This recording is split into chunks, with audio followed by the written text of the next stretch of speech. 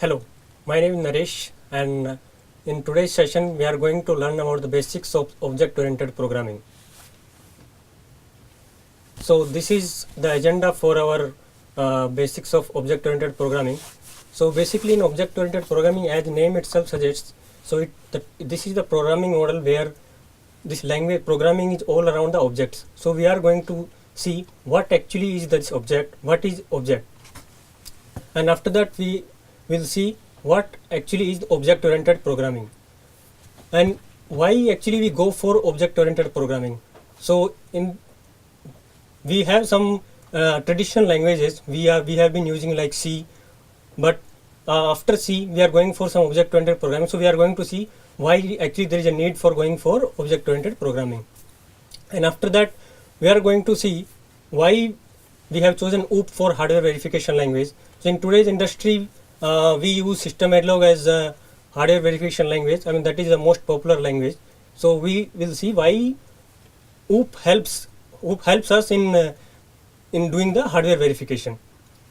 And after that we will have some basic principles of object-oriented programming like class and objects. There are certain basic principles in every OOP language like data encapsulation, data abstraction, inheritance, polymorphism. And at the end we will summarize our presentation using one real world example. Okay, so what is object? Objects are actually things which we all see around us. For example, let's take one real world example. Your books, your PC, your desktop, your bicycle, all these are objects. Now all these real world objects share two main characteristics. So they all have certain states or properties, and they all have some behavior. For example, let's say if you take your bicycle, it has got gears, or it is without gear, or it has got certain color, either say black or red, or it can reach up to certain speed. And all these objects, let's say for your bicycle, it has some behaviors. What it does, it runs. You can apply brake on that. You can change the gear. So basically every real world object will have these two characteristics.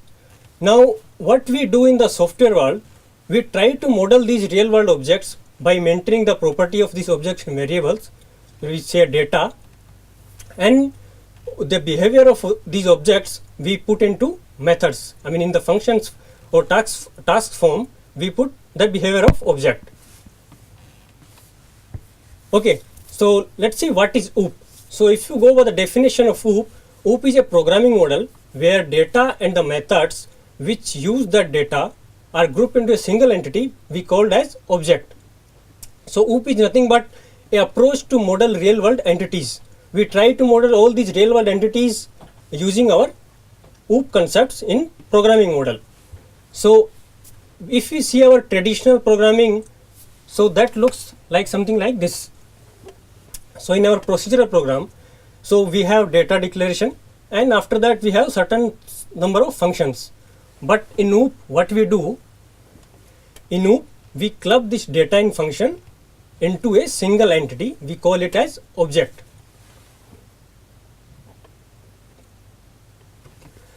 Okay, now why we are going for OOP? Now to know that, first we need to look at what are the issues with our traditional or procedural language that we have been using. Let's say we take our example, let's say we take our programming example in C. Now if you look at one structure of C program, it looks like something like this. So we have main function, and under this main function there will be several other functions like function 1, function 2, function 3, and all these functions will call some another functions. So there will be a hierarchy of functions, and all these functions will need some data. Now there are two ways we can pass data to these functions. Either you pass data through the function arguments, or all these functions can have access to some global data. Now these are the two ways we generally pass data to all these functions. Now what is wrong with this particular method? I mean, we have been doing all this for a long time. If you look at C, every program is written into this way, but there are certain limitation of doing things like this. Now all these functions, so if you look at all these functions in a previous example, all these functions can access global data. Now let's say if somebody new program comes and he tries to write a new function. Now you want to add something new. So what he can do is, without knowing things, he can actually cause data corruption. I mean, for him to do things properly, he need to know everything, okay, which function is manipulating which data and when. So there are high chances that a new programmer can cause data corruption. Now another issue is the traditional procedural programming is, there is no way we can prevent the data usage to only some selected functions. Now if you look at this structure, all these functions can access and all the data. I mean, there is no way that we can prevent, okay, one function should not use that particular data, or this particular data is used by only this function. I mean, there are certain ways like we can pass through argument, but again the argument is coming from global data. I mean, that function is always free to use that global data. So there is a issue of protection. I mean, you can't, if you want to data hide from certain function, we can't do in the traditional programming. And in the traditional programming, because data and functions are not, I mean, they are separate. I mean, we write data then functions. So if you want to add new data, new functions, I mean, it's very difficult to add things in traditional way. So basically, if you want to maintain the things, or if you want to reuse the code, it is very difficult. And if you want to model the real world object, I mean, it's very difficult modeling things in language like C. So OOP basically overcomes all these above limitations. So by defining a new complex data type called class. So basically all the OOP languages, class is the new complex data type you will see. I mean, either it's a Java, C++ or System Verilog, everywhere you will find class as a new complex data type which represents OOP. So basically this class can keep both data and methods at one place. Like in procedural language, data was separate, methods were separate, but in OOP using class we can put all data and methods at one place. So and by doing that, basically it provides maintainability and reusability. In the coming slides we will see how, I mean, this is more maintainable and how it is more reusable. Okay, let's see why OOP for functional verification.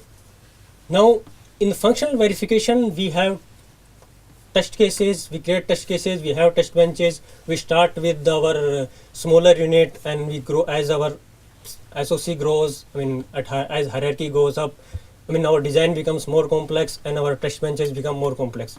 Now creating complex test benches, it was very difficult to create those complex test benches using like design language or RTL language Verilog. So we need some language which can easily create these test benches. So complex data type can be easily created and tied together with functions and tasks which work on them using OOP. So that's why we go for SV or some other OOP language for doing the verification. Now another main aspect in verification is we should be able to reuse whatever we do at module level. We should be able to reuse that at some subsystem level or SOC level. Now by using OOP, it is very easy.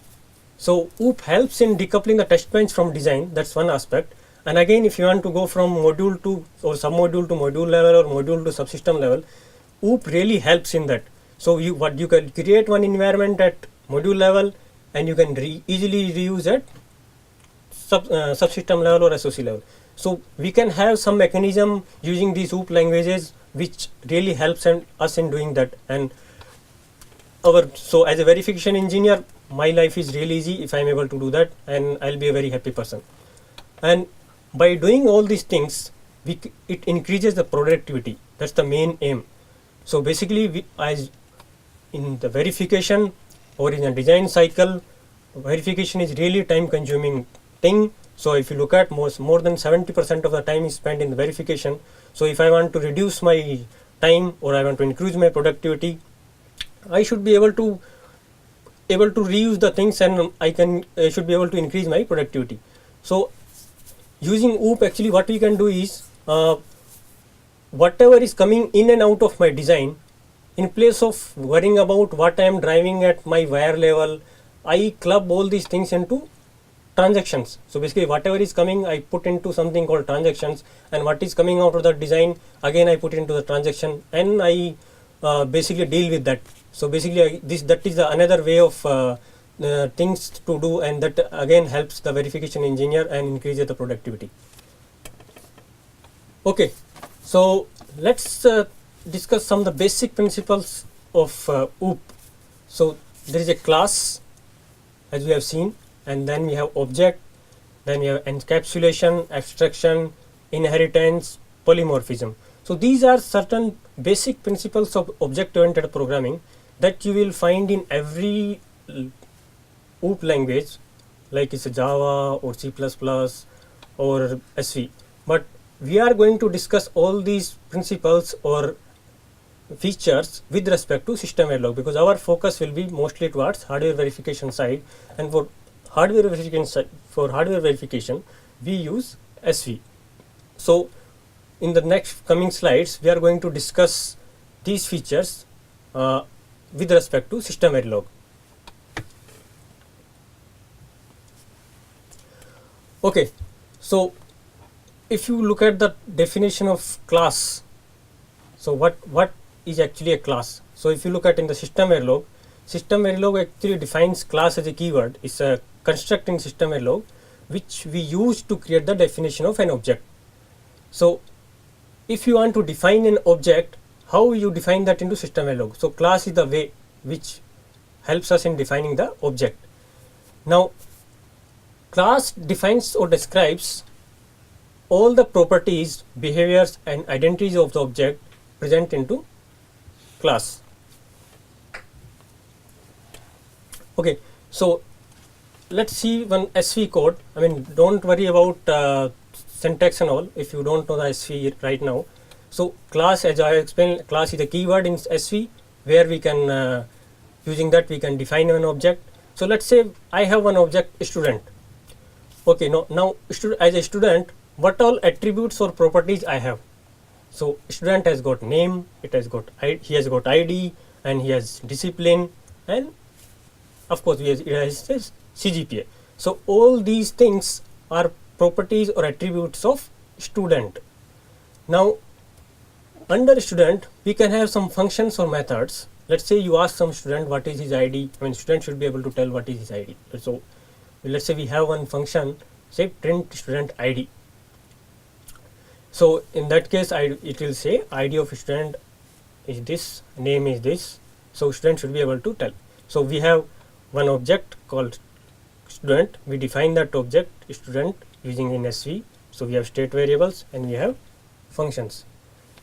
Now here student is class name, as I already explained, name, ID, discipline, CGPA, this is class properties, and print student ID is method.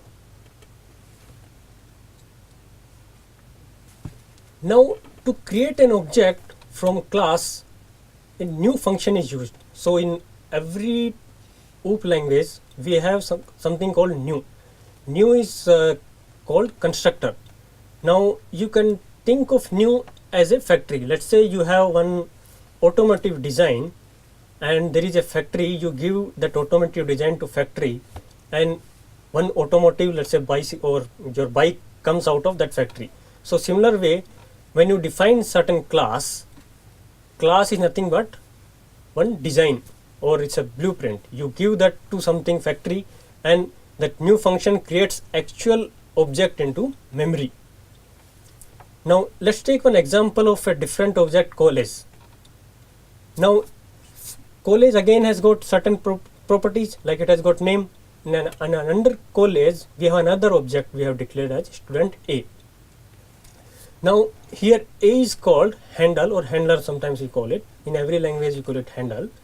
So and then we say function void new, and inside this new function what we do, we say A equal to new.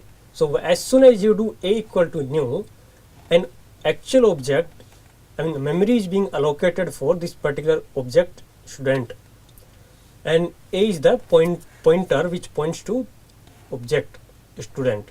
So when you say a equal to new, that memory will be allocated for student where a points. Now all these objects are active.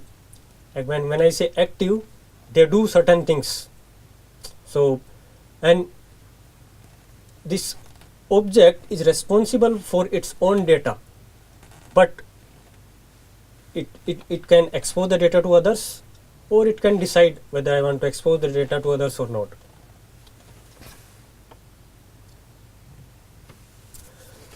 Now let's try to understand class and object through an example. So let's say you want to build a new house. Now when you want to build a new house, what you do, you first go to the architect and you get a blueprint of house. Architects give you blueprint of house. You have got the map of your house. From that map you actually build your house, and when your house is complete, you put your address plate on that house. Okay, this is my address. Now inside house you have different things. You have got doors, light bulbs, switches, and your house has got certain color. It has got number of rooms, number of floors, and you do certain things which are present inside house, like you switch on, switch off light, you open or close the doors in for house.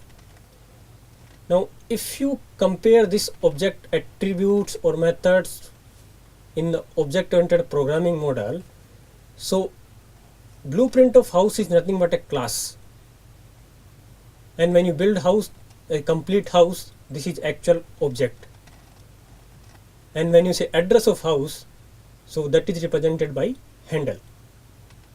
As in our previous example, when you say student A is handle there. So similarly here, address is handle.